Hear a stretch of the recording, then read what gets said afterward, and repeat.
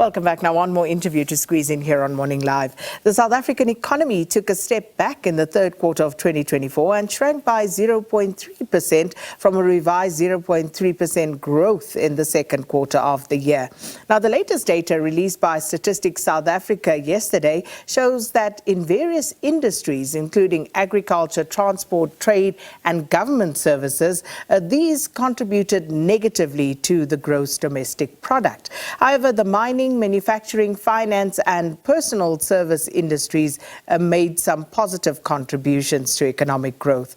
Chief Economist at Antswisa Capital, Miyelani Mkhabela, joins us now virtually to unpack this data. Miyelani, good to have you with us. Welcome to Morning Live. Thanks, and the viewers of SABC.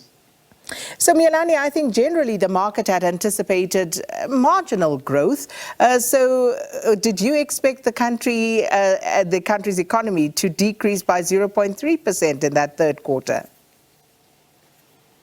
I think at the level that we are at, the economy can either contract or have a positive growth. Because the challenge first with South Africa is I think the country has very huge appetite for a strong visionary leadership with convictions. I think that I have to emphasize first. Mainly, an example of like your Thabo Mbeki type of leadership that we had from 1999. And then with that as well, you will find that financial services leads our sectoral growth. And when you look at that in a resource economy like South Africa, you expect manufacturing, mining, and mining to be the key leaders, health services, because it is very strong in our country. But without expanding the economy with around 20 to 30%, the economy will not really serve society as expected. And I think it is that is making South Africa to be struggling in between 0.3 in contraction of 0.5 positive. So from that part, encourage investment for infrastructure and industrial development, or I can say manufacturing villages or special economic zones, which are the key contributors of jobs that the country needs. I would say if our country has huge unemployment in this level, you will really need manufacturing, you will need mining, you will need as well agriculture and financial services to do well. But at the same time, you will need that to be decentralized, having Limpopo, Mpumalanga, and KZN, Eastern Cape, to be sharing that part of economic growth, not only Gauteng doing that. So speaking about the agricultural sector, that seemed to have been the biggest drag on economic growth in the third quarter, falling by 28.8%. What could have been the major contributing factors that led to that big plunge, do you think, Miyelani? For the past 15 years, we have been seeing investment in agriculture.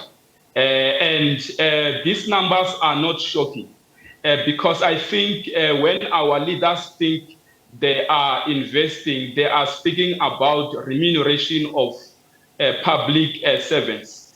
And investment is nothing related to that, or investment as well is nothing related to consulting services. Investment is direct. We need to see tractors at Northwest Free State, Limpopo and Mpumalanga.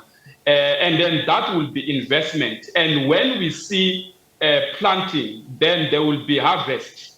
If there is no planting, there will not be harvest. I come from the rural areas. In the sense, even our old grandparents used to do it like that. They did not start by harvesting. They started by planting. And I think it is a shock when you see people that are aiming to lead an economy, but not understanding how things work, even in a primitive way. I think that is the main problem that we are facing. We have been seeing increased production. We have been seeing increased employment. We have been seeing a lower interest rate. And then we have been as well seeing increased exports. And those are elements or characteristics that I can say when we start to see them, we will know that our economy is expanding. And if that is not happening, it means as well that our economy is shrinking. And that is the reality. We have everything. This is a very good economy, but we need strong visionary leaders with convictions to lead this economy, and all things will go well. Sounds easier said than done, because we have been struggling to get this economy going for a very long time now. We're looking at less than 1% growth, have been struggling with that, which is outstripped by the population growth. So where does the answer lie, Miyelani? It is where I'm indicating, when people are moving from Cape Town to Pretoria, that is not work, it's flying. And I think our people are not having a good understanding. Sitting in boards and not implementing strategies, it's not in line with what could make the economy to expand. We need leaders that will take each and every sector up. There will be no miracle. It's not an issue of us praying and expect things to happen. It's prayer and action, even in the religious context. So our leaders need to do the right things. And if they don't understand how to run an economy, it is as well good to indicate that we are unable, and then they get assistance with that. But there is no way that this economy will just grow overnight without leaders that are committed to build a strong economy, without leaders that have convictions. Such will not happen. When you look at Singapore, you look at China, you look at your Vietnam, at the back of their economy to change to be at this level, which is not even that long. It is strong leadership with conviction, strong visionary leadership with conviction. And I think that is what we are lacking in South Africa for the past 15 years. Now, Stats SA said that it notes that household spending, which mainly resulted from, interestingly, increased gambling, contributed positively by 0.5% to the economy in the third quarter. So looking at that, your view and also your expectations for overall economic growth for this year, Miyelani?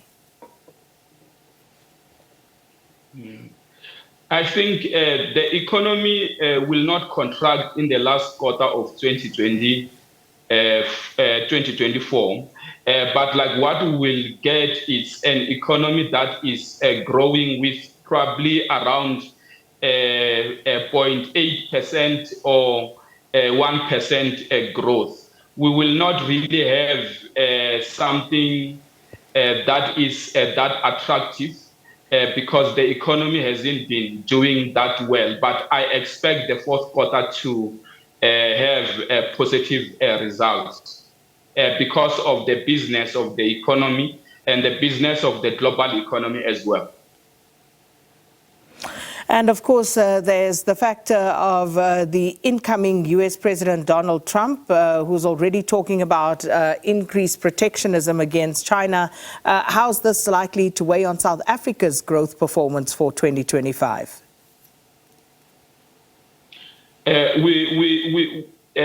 Donald Trump will come up with something that will probably assist the United States. And I think with that knowledge that the global economy is integrated, South Africa is part of that.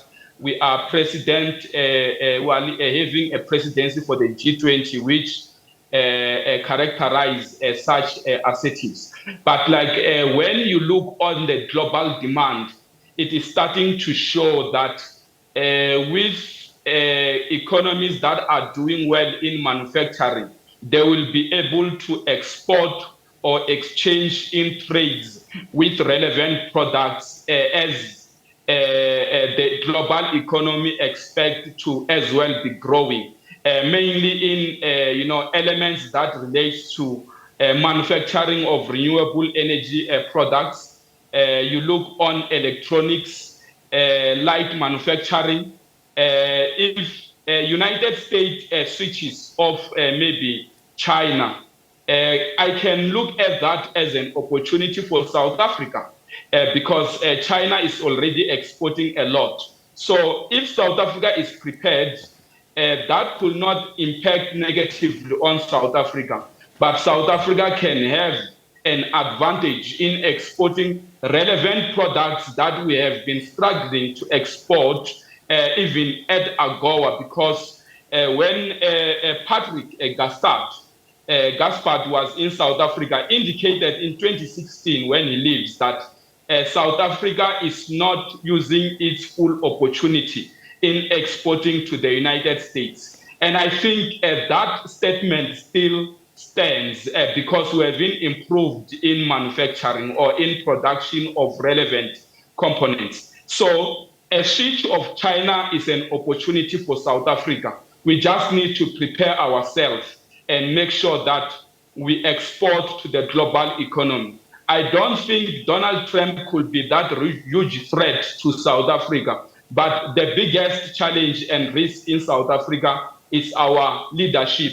We haven't got to have good leadership in the past 15 years. And I think that is the biggest challenge that South Africa is facing, other than the global economy.